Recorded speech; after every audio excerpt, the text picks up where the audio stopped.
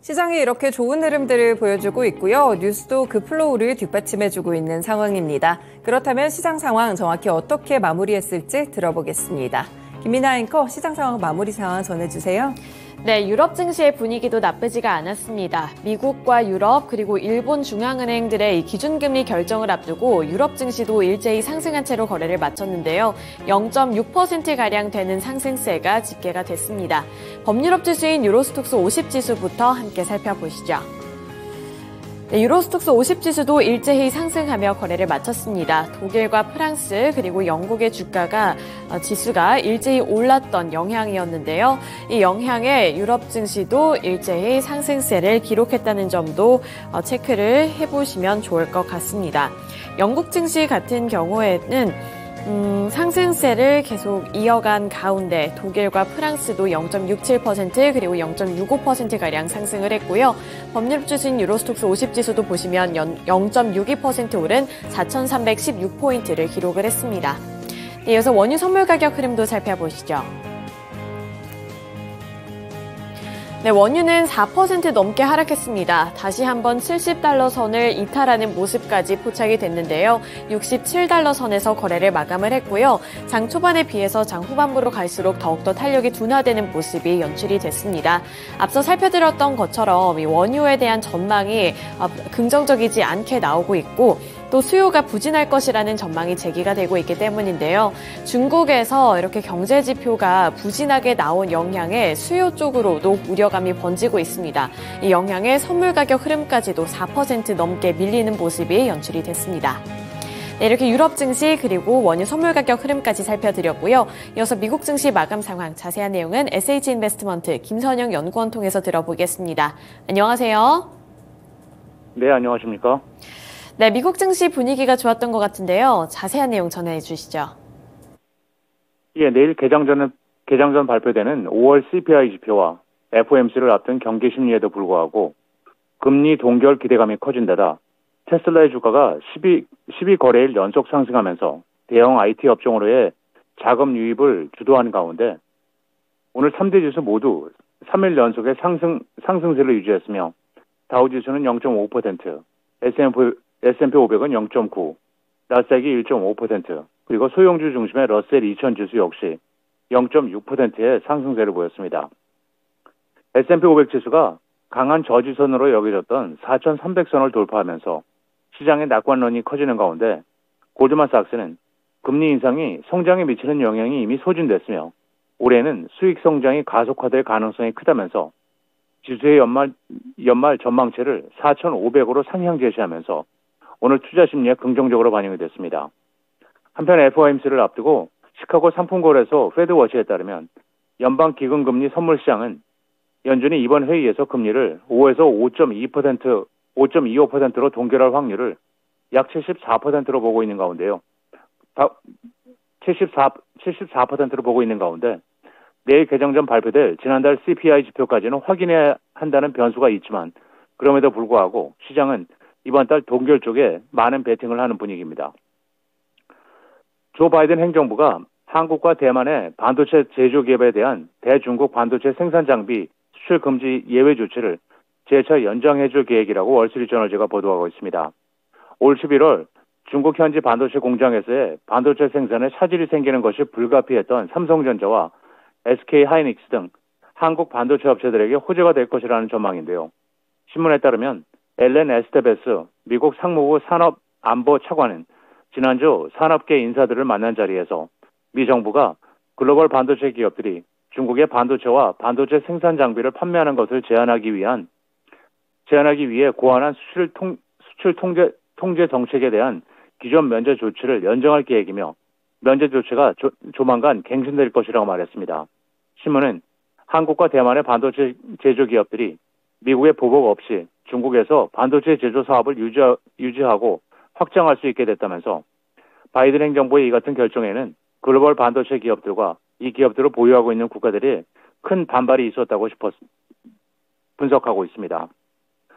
오늘 시장에서 업종별로는 IT와 소매, 건설, 제조업 등이 상승했던 반면 유틸리티와 에너지, 부동산, 필수 소비재들이 약세를 보였고 오늘 벤치마크인 10년 만기 국채금리는 전일 대비 상승한 3.765%, 달러 인덱스는 0.1%의 상승세를 보였으며 특징 종목들을 보면 증권사 JP모건이 투자 의견을 중립에서 비중 확대로 높이고 목표 주가를 전일 종가 대비 22% 높은 16달러로 제시한 데 따라 크루즈 선박 운영업체인 카니발 코퍼레이션의 주가가 12.5% 급등했고 대형 제약사 노바티스에게 총 35억 달러, 주당 40달러에 인수된다고 밝힌 바이오 업체 시노쿠 테라퓨릭스의 주가는 무려 58%의 폭등세를 보였으며 반면 오하이오주 신시내티 기반의 지방은행 킥코프는 현 분기 순이익이 예상에 미치지 못할 것이라는 공시를 내놓으면서 실망 매물이 유입되며 오늘 4.3%의 약세로 거래를 마쳤습니다. 미국의 단기 인플레이션이 2년 만에 가장 낮은 수준으로 떨어졌지만 중장기의 경우는 상승세를 지속했다는 소식입니다. 뉴욕 연방준비은행에 따르면 소비자 기대 조사 결과 향후 1년간 예상되는 인플레이션의 중간값은 지난달 4.1%를 기록했는데요. 미국 소비자들이 1년간 4% 초반대 물가 상승 국면이 이어질 것으로 본다는 것으로 이것은 전달에 4.4% 대비 큰 폭으로 하락한 것으로 지난 2021년 5월 이후 2년 만에 가장 낮은 수준이었습니다. 한편 임금 상승 기대감은 다소 약화되고 있습니다. 조사 결과 근로자들은 1년 후 소득이 약 2.8% 증가할 것으로 예상했고 지난 4월까지는 5개월 연속 3%대로 집계가 됐으며 임금 상승세는 인플레이션의 주된 원인으로 꼽혀왔는데요. 반면 3년 기대 인플레이션은 2.9에서 3%로 5년 기대 인플레이션은 2.6에서 2.7%로 상승한 가운데 중장기 기대 인플레이션이 연준의 목표치를 상회하면서 물가 완화 과정이 만만치 않을 것임을 보여줬다는 분석입니다. 미 식품의약국 FDA로부터 알츠하이머 치료제 레켄비에 대한 승인을 받았다는 뉴스로 오늘 바이오젠의 주가가 1.5%가 상승해 313달러 40센트의 거래를 마쳤습니다. 레켄비는 바이오젠이 일본의 에이자이 회사와 공동으로 개발한 약품으로 지난해 초기 단계 알츠하이머 환자의 인지 저하를 늦춘다는 것을 보여준 임상 3상 데이터를 발표하고 올 1월에는 FDA로부터 가속 승인을 받았으며 정기의회 승인을 기다려왔고 지난 9일에 개최된 FDA 전문 고문위원회는 만장일치로 이 약품의 승인을 권고했는데요. FDA의 최종 승인을 획득함에 따라 이 약이 미국 내 의료보험인 메디케어 대상에 포함이 되는지가 그 다음에 관심사로 떠오르고 있는 가운데 현재 미국의 거의 모든 알츠하이머 환자는 메디케어 혜택을 받고 있으며 레켄비가 메디케어에 포함이 될지 여부는 아직 발표되지 않았던 가운데 에이자이 제약 측은 레켄비가 연간 약 26,500달러의 정가에 판매될 것이라고 밝혔고 이것은 의약품 연구기관들이 예상해온 8,900에서 21,500달러보다 크게 높은 수준입니다.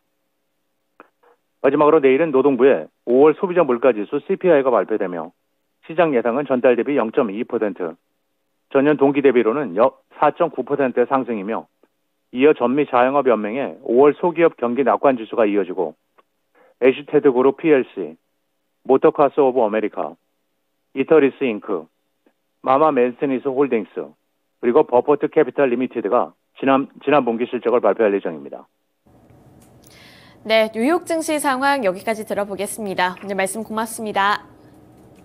네, 감사합니다. 네, 유럽 증시에 이어서 미국 증시 마감 상황까지 전달해 드렸고요. 이어서 전날 국내 증시 마감 상황도 함께 살펴보도록 하겠습니다. 어제 양시장 엇갈리면서 거래를 마쳤습니다. 코스피 지수는 결국에 하락한 채로 거래를 마쳤는데요. 전강 후약 장세가 나타났다고 볼 수가 있겠습니다. 처음에는 개장 직후에 2650포인트를 터치하기도 했는데 그 이후부터는 탄력이 점차 둔화되면서 결국에는 하루 만에 하락 마감을 했고요. 2629포인트에서 마감가를 형성했습니다. 외국인과 기관의 동반 매도세가 포착이 되면서 결국에는 이렇게 하락세를 나타냈던 건데요. 업종별로 더 자세하게 살펴보시죠. 네, 우선은 2차전지주들 살펴보겠습니다. 어제는 대형주들보다도 소재주들 중심의 상승세가 뚜렷하게 나타났습니다. LG 에너지솔루션, 삼성 SDI, 그리고 LG화학 같은 이러한 셀업체들은 다소 약한 모습을 나타냈는데요. 상대적으로는 이 상승폭이 크지 않았고 LG화학 같은 경우에는 0.8%로 조정을 받았습니다. 다만 SKI테크놀로지 같은 경우에는 4%대 강세를 기록하면서 4.78% 오른 10만 3천 원의 종가를 만들었습니다. 또 SKI테크놀로지뿐만 아니라 코스모신소재도 4%대 강세 흐름을 기록했는데요.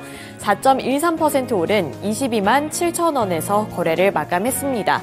다만 장 초반에 비해서는 마감때까지 탄력이 조금씩 둔화되는 흐름을 나타냈다는 점을 확인해 보셔야겠고요. 코스피 지수와 좀 비슷한 주가 양상을 나타냈다고 볼 수가 있겠습니다. 또 코스모신 소재뿐만 아니라 코스모 화학도 강세를 기록을 했는데요. 5% 넘게 올랐습니다. 5.2% 오른 6만 700원에 거래를 마감했습니다. 네, 이어서 운수장비 섹터 보겠습니다. 운수장비 섹터에서도 완성차 기업들은 약세를 기록을 했는데요. 현대차가 0.46% 조정을 받았고요. 기아는 1% 넘는 약세를 나타냈습니다. 1.57% 하락한 가운데 현대모비스 같은 이런 자동차 부품주들도 코스닥 시장과 다 같이 합쳐봤을 때는 일부 관련주들은 상승을 했지만 현대모비스 같은 경우에는 0.22% 소폭 조정을 받았습니다. 하지만 이렇게 운수장비 sek터 내에서 어제 강세를 기록했던 것은 우주항공 관련 종목들인데요. 한화 에어로스페이스가 1.03% 상승세를 나타냈고요. 10만 8,200원을 기록을 했습니다. 하지만 장 초반에 더욱더 강했던 모습이 나타났다는 점도 참고를 해보시면 좋을 것 같고요. 또 한국항공우주도 1.51% 강세 흐름을 나타내면서 5만 3,700원의 종가를 만들었습니다. 한국항공우주뿐만 아니라 현대 로템도 3.21%로 강세를 기록했는데요. 3.21% 오른 32,150원의 종가를 형성했는데 이렇게 우주항공 관련주들 그리고 방산주들이 상승할 수 있었던 것에는 폴란드가 원인으로 꼽히고 있습니다. 폴란드가 작년 한국에서 최대 20조 원대로 추산이 되고 있는 무기류 구입을 결정한 이후 최근까지는 전차 대금으로만 약 6천억 원이 들어온 것으로 파악이 되고 있는데요. 작년 이 항목의 대폴란드 수출액은 2억 100만 달러였는데 올해 1월부터 4월의 수출액만 이미 작년 전체 금액을 넘겼다고 하고요. 작년부터 올해 4월까지 누적 수출 규모는 4억 5,600만 달러에 달한다고 전해지고 있습니다. 알려지지 않은 추가 인도 물량도 포함됐을 것으로 추산이 되면서 이렇게 현대 로템 같은 우주항공주들 그리고 방산주들이 상승세를 나타냈습니다. 네, 그 다음 섹터로 서비스업 살펴보겠습니다. 서비스업에서 대표적인 플랫폼주들은 상대적으로 부진한 모습을 나타냈는데요. 네이버가 보합권에서 마무리를 지었고요. 카카오도 0.35%로 소폭 오르는 데 그쳤습니다. 그리고 이 서비스업 같은 경우에는 하이브 같은 엔터주들이 두각을 드러냈는데요. 하이브가 4.81% 올랐습니다. 29만 4천 원의 종가를 만들었고요. 이 하이브 같은 경우에는 다른 종목들과는 약간은 다르게 주가가 점점 갈수록 탄력을 받아 나가는 모습을 연출을 했습니다.